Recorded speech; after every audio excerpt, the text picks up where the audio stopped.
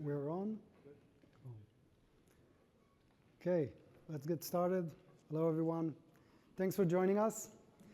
We will cover today the recent trends in cloud security. We will talk a bit how we address those trends and touch briefly on our strategy. With us, we have Drew Nicholas. He will join us and do the demo. And we have Greg Schellenberg. He will join us to present the customer story. Myself, 𝗦𝗲𝗲𝗶𝗸𝗄. I run product management for Defender Cloud. Let's get started. So I have a big surprise to you. Cloud is expanding. And I've been saying this last year as well.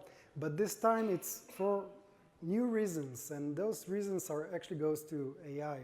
AI is a dominant compute power that pushed the cloud forward and pushed this growth.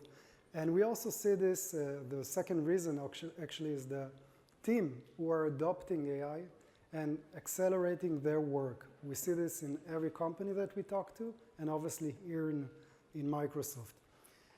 But this also brings some new risk. We see the attack surface expanding, and we need to be aware of those risks. And unfortunately, our team size remains more or less the same. We have the same task, and it's just keep piling, and the challenge becomes much more difficult to manage. If we take a quick view on the recent trends, what we saw in the last year, a lot of different attacks, and many of them actually have been here before. In the last 5 years, we have seen the story around ransomware, identity manipulation in cloud, also API. We saw the stories about software supply chain. And now, in the last 6 or so months, we started to see a dedicated attack that goes after specific area in AI, how the application is built, and specifically what we saw is manipulation on MCP server, use those as a backdoor to the organization.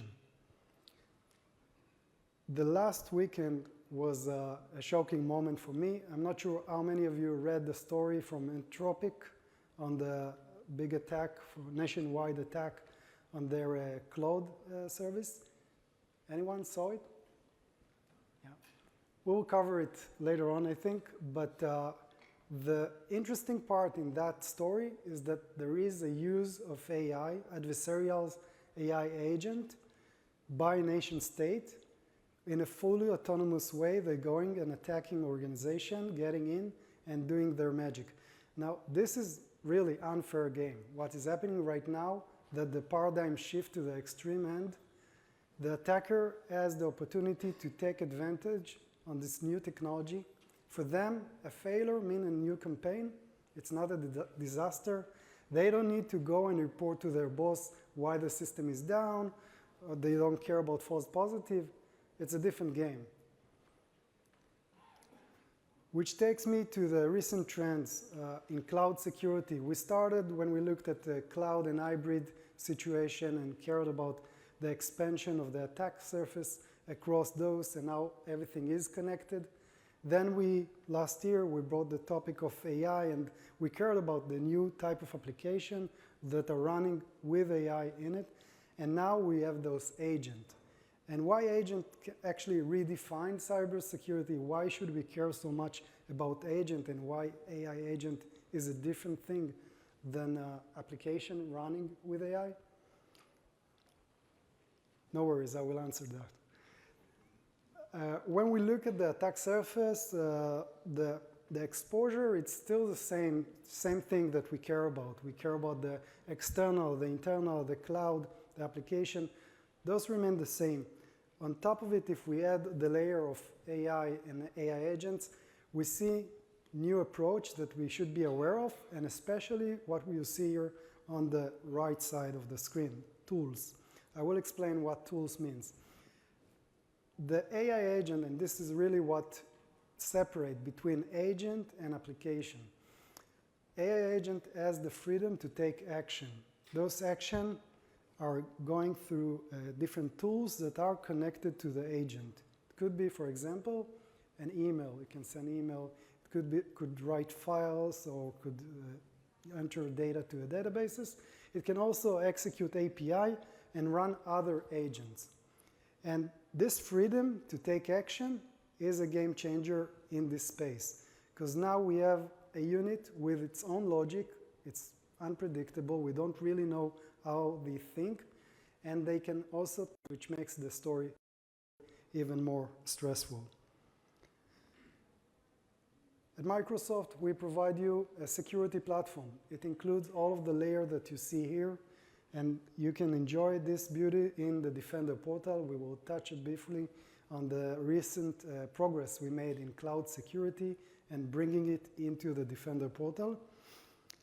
The cloud and AI are here in the middle, running and supporting and covering all of the cloud around us, including AWS and GCP. And this layer of cloud security is well connected to what we announced last year, the exposure management. Exposure management is a new service exposed last year. It's a GA product, part of the Defender portal, available for all of our E5 customers without any extra charge. So cloud is part of this, and what it does, it actually connects all of your tools. Those different tools that you use in security, which today live in silos on their own, are now getting connected and presented as one unified layer, giving you the opportunity to manage risk holistically across all of them. And cloud is part of this. By the way, connecting tools to the exposure management means also respecting the fact that you use any vendor out there. And we respect that, and we have integration with our biggest competitor in each of those spaces, because this is the reality, and we need to be aware and respect that. A glimpse on the announcements that are coming out from this group during Ignite, and I will run through this quickly. You can get more content later on, and I will have another slide to share where you can follow up on different sessions.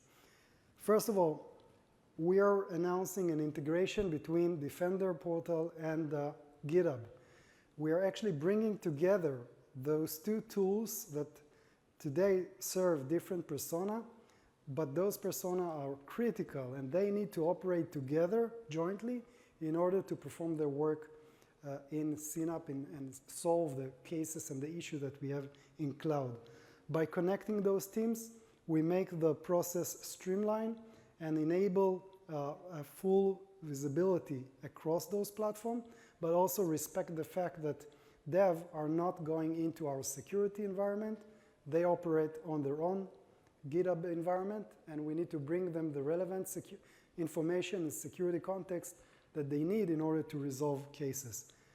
Actually, the next session in this room is about this integration. I will be here. You're welcome to stay. Another announcement is expansion of our cloud and AI coverage now to go after AI agent and cover those agents. It's very important to have security aligned with the agent from creation. You want to deploy those agents alongside with the security. Therefore, posture security is critical, and this is what we are announcing right now today. It includes connectivity to our attack path, full discovery and assessment, plus remediation. And down the road, 2 months from now, we're going to add the layer of threat protection for agents. The next announcement, expanding our coverage on serverless and listening to our customers who request this. We are going on day one in Azure and AWS and expanding to other cloud as well down the road. The last announcement is the move of the Defender portal that exists today in Azure. We are enabling it in Defender portal. Defender portal. So we have Azure, and now we will have integration in the Defender portal, which is the place where SecOps team usually spend their time and investigate, remediate, and do all their work. Now they can get one single view that combine pre and post bridge, give them an action item, so what to do next. They have visibility across all the layer that we provide and all the different workloads that we protect in cloud.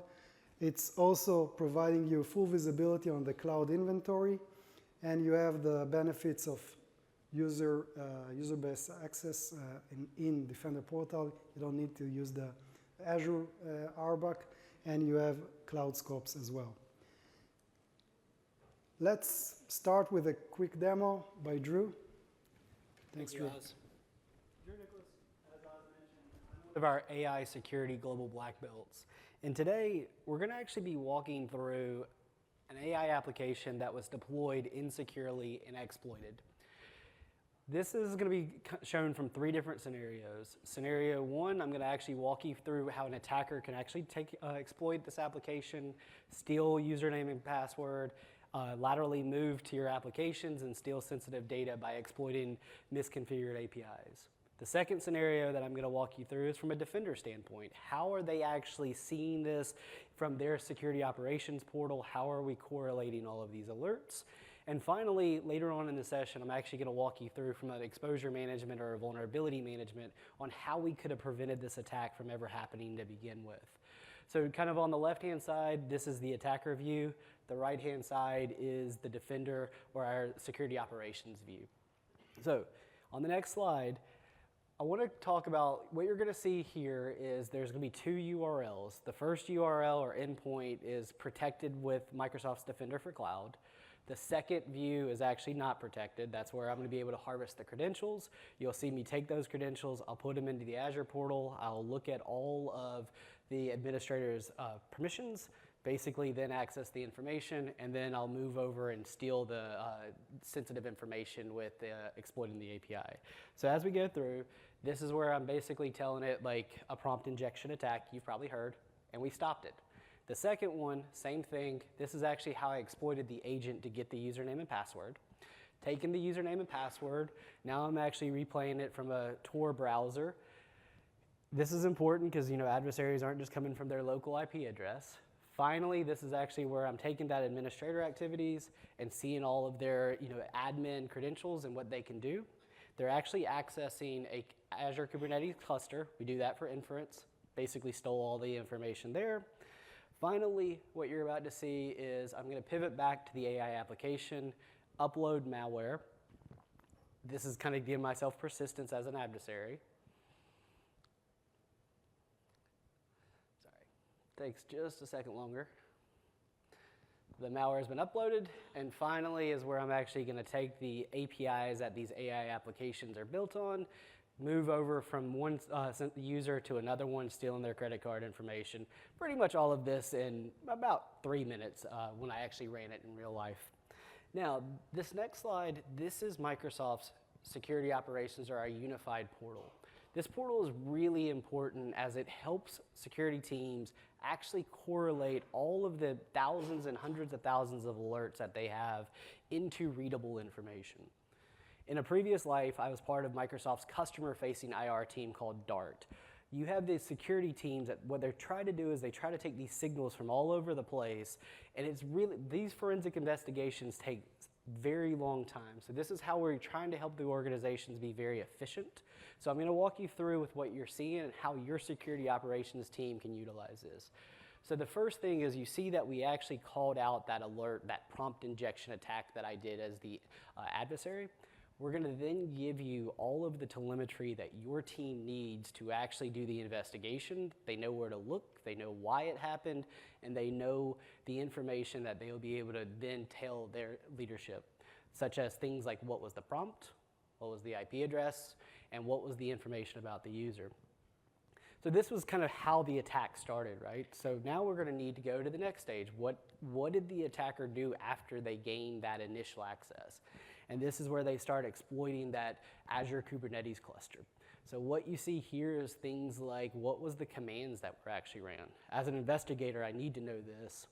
And I also need to know, like, I need to take actions, right? Like, if something bad happened, I need to say that pod that's existing, I need to isolate it, or I need to restrict access because there's probably potentially information that needs to be stopped. Finally, as the investigator, I'm going to need to kind of look into this what was the activity time? What were potential evidence, and why did Microsoft say that this was bad or these commands were wrong? And finally, other things like what were the other impacted assets? Where else do I need to look? And that's what you're seeing on the screen is all of the potential movements that the adversary could have done during this investigation. Now we're going to see that malware that was uploaded. I need to have the evidence so I can report back to my leadership on what I need to do. And that's what we're telling you right here. And finally, that API that I stole. I need to look at it from what was things like the URL that was accessed. What kind of sensitive information was stolen? As you're doing these forensic analysis and I have to report up to my leadership, this is the kind of telemetry that makes the investigations much more successful, but also much more efficient.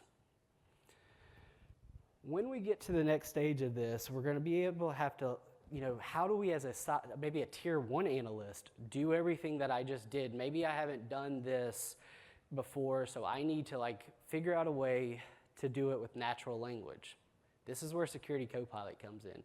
Your tier 1 analyst who may not have haven't done any of these investigations before, they need to be able to see why was all of these alerts triggered? What was the kind of information that as an analyst that I need to do? Because remember, many times our tier 1 analysts are newer to the organization. They haven't done these investigations before. So that's why we're so excited to announce Security Copilot as part of kind of the E5 structure. But what you're seeing on the right-hand side is all of the Security Copilot telemetry.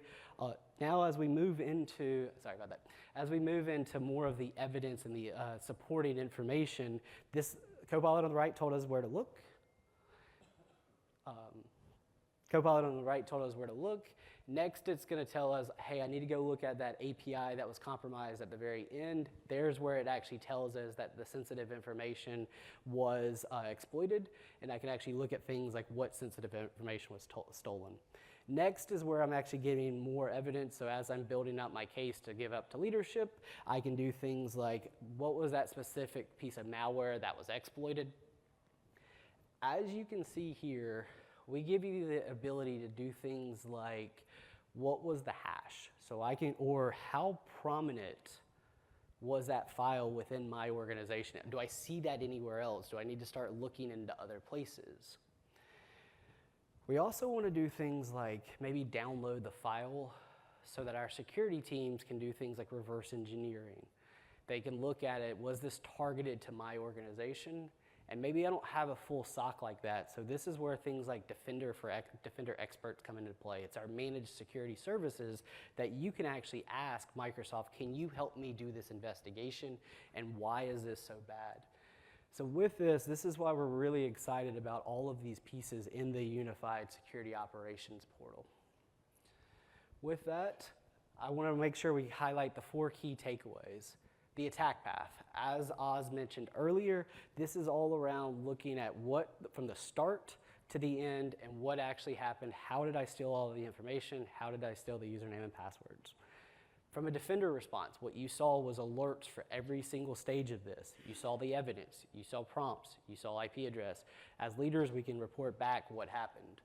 And finally, you saw things like Security Copilot helping your tier 1 analyst gain that knowledge that they need, and you saw the security portal correlating all of it for full visibility. With that, I'm going to hand it off to my colleagues.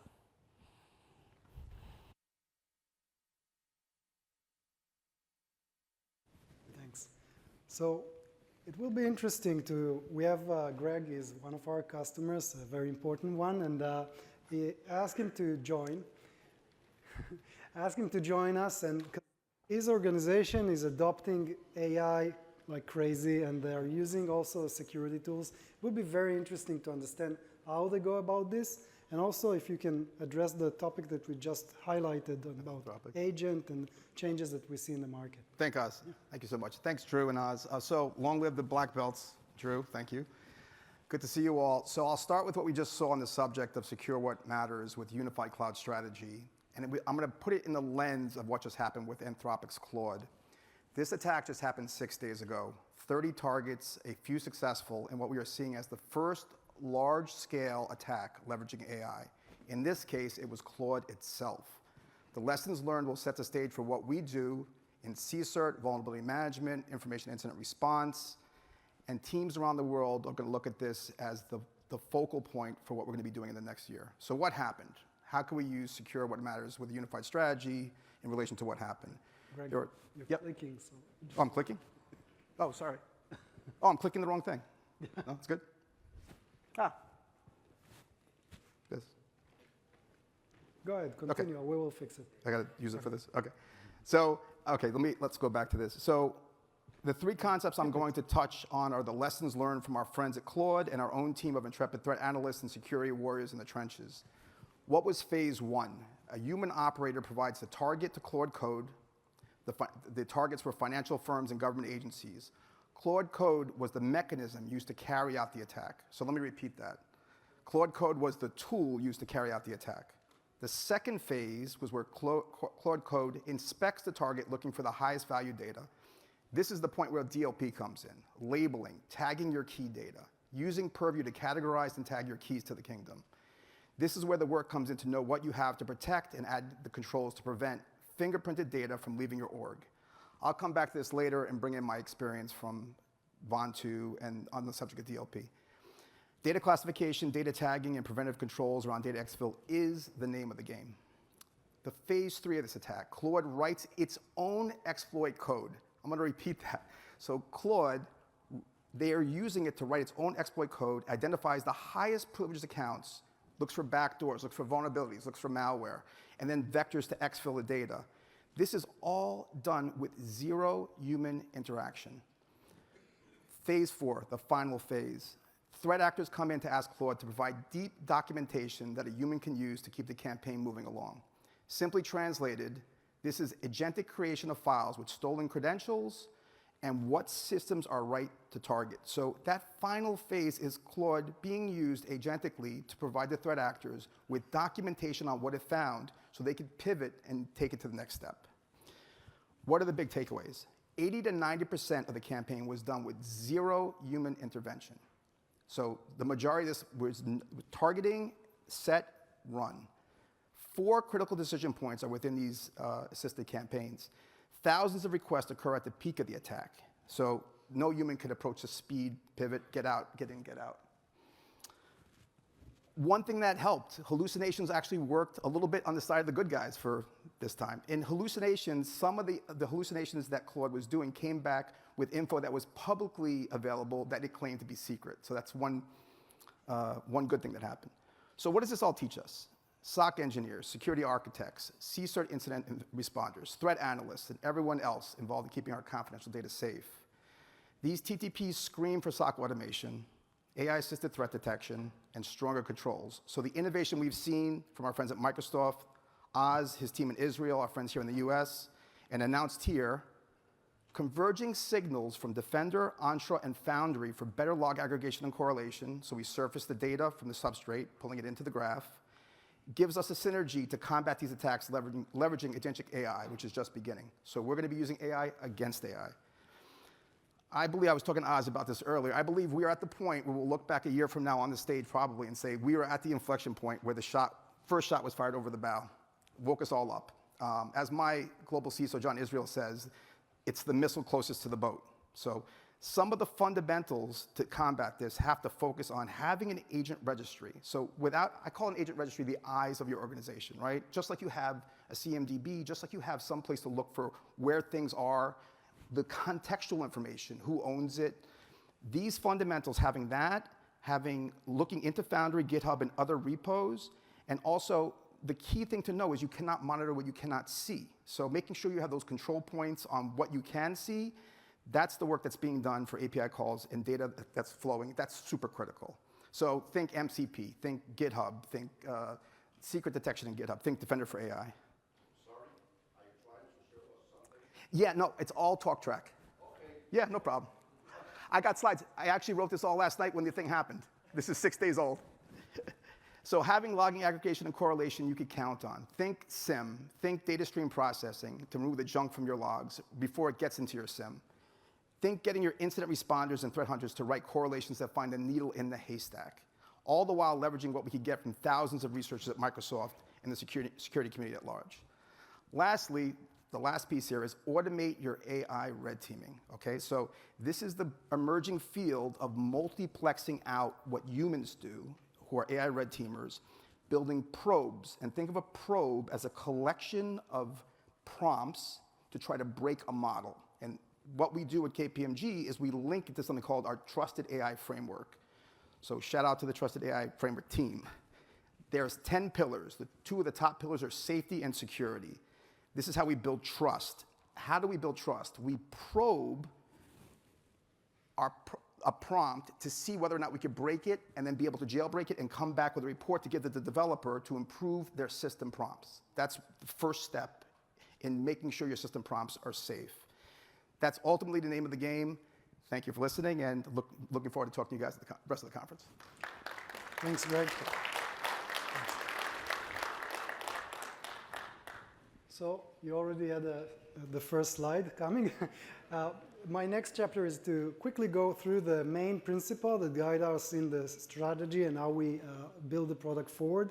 And the first one is the application is the new perimeter. And I think that Drew mentioned that in his example. What I mean by that is that by combining ASPM to the program and getting more visibility inside the application, not just for example, the container and the vulnerability at the container level, but going inside, understand how the application is built, what is coming from your team as a code they contributed, and what is coming from external team as a third party, software supply chain, and assessing all of this. This actually redefine the way you look at the project and drive remediation in a very focused way. The second thing is that CNAPP is evolution. It's happening through the last few years, a combination of few different sub-markets coming together. Each one represent a different persona with a different job to be done. We need all of them to work together, to cooperate in order to drive the security program holistically. They are not well connected today, and some of them live in silo inside our organization. One of the responsibilities that we have is to create a bridge and connection across those teams. And the last point is that cloud security is not a silo. You cannot protect the cloud only by looking at what inside the cloud. Cloud is well connected across your enterprise network. It's start from on-prem, go to the cloud, to the device. Everything is connected. The attackers know that and take advantage of this, and we should have that visibility and security tools that are well connected in a similar way. Let's take the next demo and see how we could prevent the attack that we saw before. So as we talked about, I mentioned I would show three scenarios. I showed you how the attacker happened. I showed you how our security operations detected everything. But I'm actually going to show you the area that I'm most passionate about. It's actually the prevention side.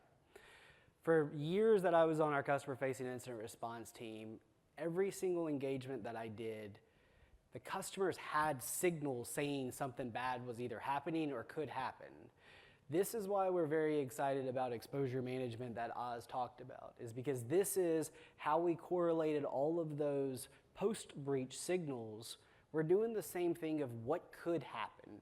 And so in this scenario that I showed, the attack, we had signals such as the web application was misconfigured, or those containers that I exploited were running with vulnerabilities, or those API endpoints that I exploited should be authenticated. So all of these signals would have prevented the attack.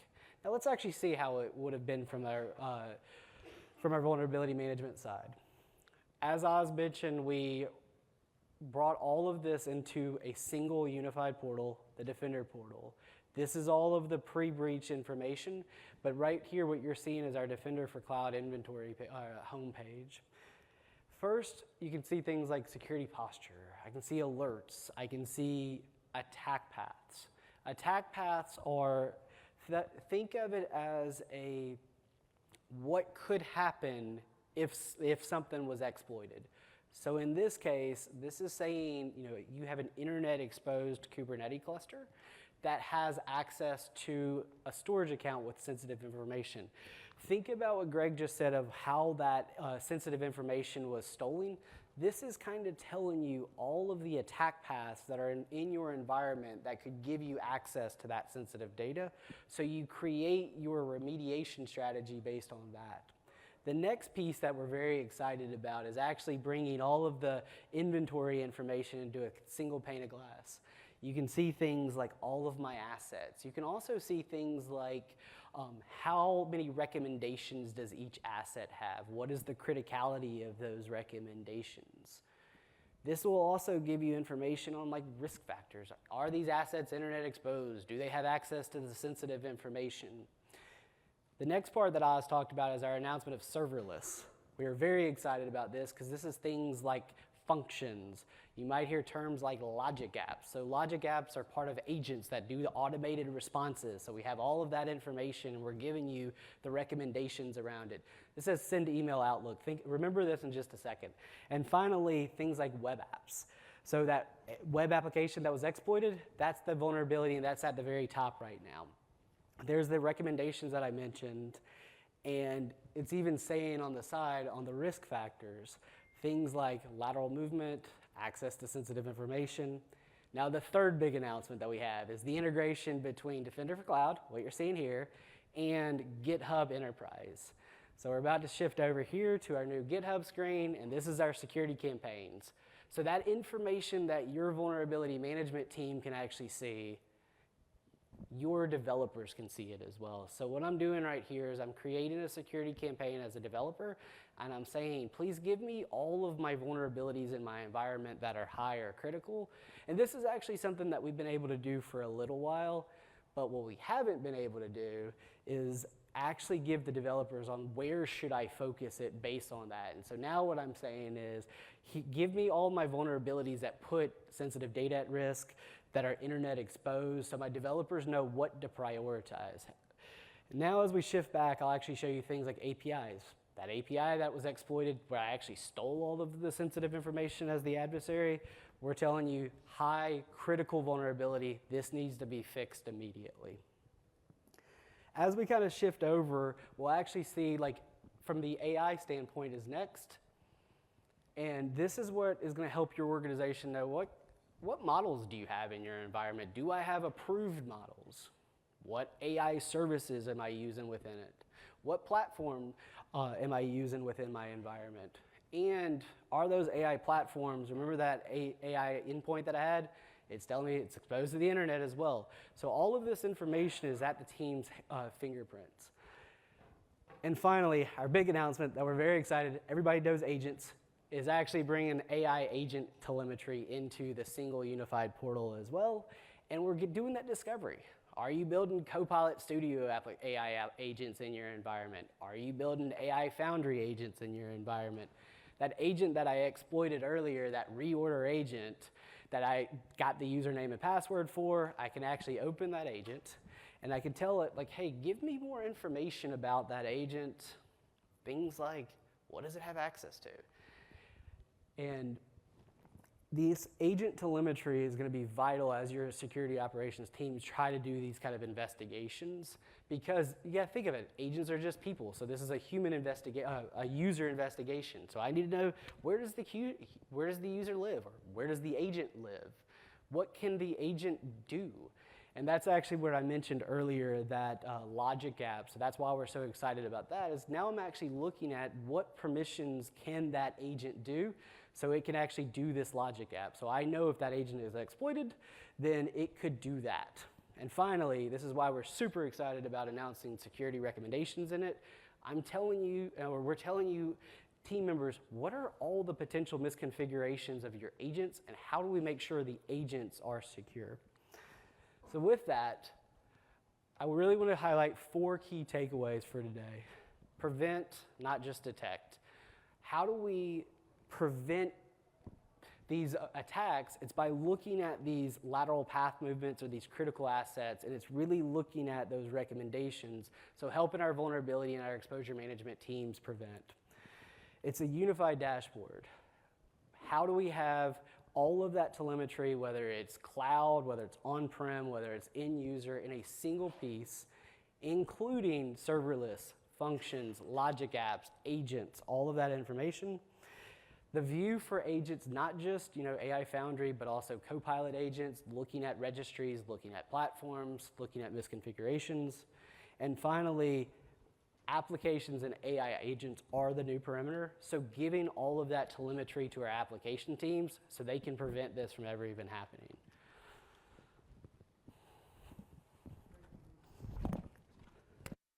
Fascinating. So I want to start closing this session, and let's summarize what we highlighted today in the session. We are providing you a well-connected Defender environment, a platform that has all the security layer, including cloud. Cloud is not disconnected. It's part of everything we do in the Defender. We are providing a visibility across pre, pros, and post-bridge, and we also leverage the connection between them to unlock new value in security, such as the example that Drew shared, where you take a blast radius and use this as an information during a SOC investigation to understand what else can happen. And we are respecting the fact that you have different teams operating in different portal environment and providing them access to our data where they are, respecting the fact that the developer, they live in the GitHub environment, they will not find themselves in our Defender portal, which is aimed to serve the SecOps team. So by expanding our coverage into different portals, we are enabling ourselves closer to the different personas that are engaging with our product in a better way. Well, some feedback from customers and also analysts, but what I want to say about the customers is that we really love the engagement and working close with our customers. You saw during this presentation, few of the announcements came from feedback from customers. We want to see expansion, we want to see coverage of A, B, Z. So we are listening and we are here to build the best cloud security solution for your need. Some call to action. You're welcome to follow our blogs. Their social media is exploding now. And the best thing, you can go and try this for yourself. There is a 30 days trial built into the product. You don't need to call anyone. It's there for you to take advantage. I encourage you to do it. I promise, and here it is, those are the sessions that we have in this event that cover all the topic we shared in the previous slides. You're welcome to join us in the other breakout session or stay here for the next session, which is going to be about the GitHub integration. Thank you.